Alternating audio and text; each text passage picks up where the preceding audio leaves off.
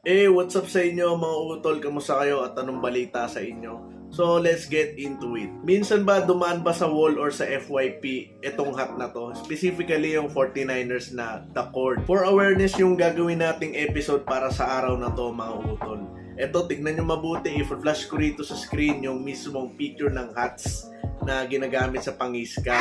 Naku, ilang taon na to mga utol, papalit-palit lang yan siya ng pangalan tapos nag-graphic para makapanloko ng iba. Kaya mag-ingat kayo mga utol ha. Once makita nyo tong hat na to, X na agad. Pagkatapos ang pang-bait niya rito mga utol, is i-offer na ng sobrang baba yung presyo ng hat. So minsan, kahit na sobrang baba ng presyo, wag na wag din tayo basta-basta kaagad kasi malamang sa malamang scam yan. Meron nga dito isa sa mga nag-comment na na biktima siguro or kapwa nating kolektor.